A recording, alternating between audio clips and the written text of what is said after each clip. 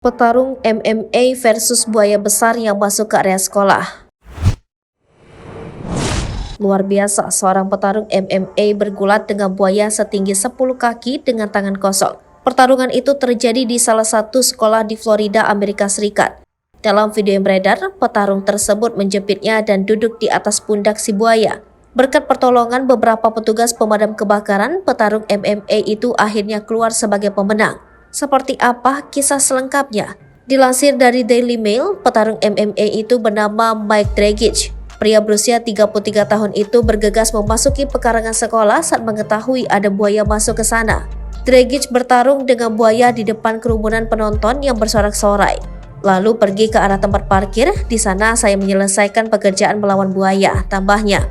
Dalam video yang beredar, buaya raksasa itu tampak melawan saat Dragic mencoba meraih ekornya. Dengan mencoba berbagai cara, Dragic akhirnya bisa menjepit buaya tersebut. Penonton yang melihat insiden tersebut langsung berteriak. Para petugas pemadam kebakaran Jacksonville lalu membantu Dragic untuk menduduki buaya tersebut. Meski sudah diduduki banyak orang, buaya tersebut tampak masih memberontak dan berusaha melepaskan diri. Tapi Anda harus fokus dan sejujurnya itulah yang saya ingat dari malam itu, kata Dragic.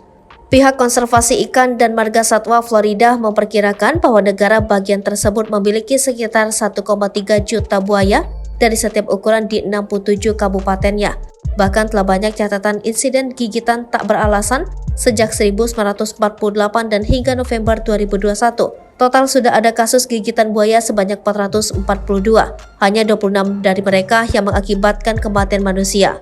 Warga Florida dapat melaporkan ke pihak terkait jika melihat buaya dengan panjang lebih dari 4 kaki yang dapat menimbulkan ancaman bagi orang. Buaya yang berhasil ditangkap dipindahkan ke tempat yang lebih aman sehingga mereka tidak kembali ke lokasi di mana mereka ditangkap.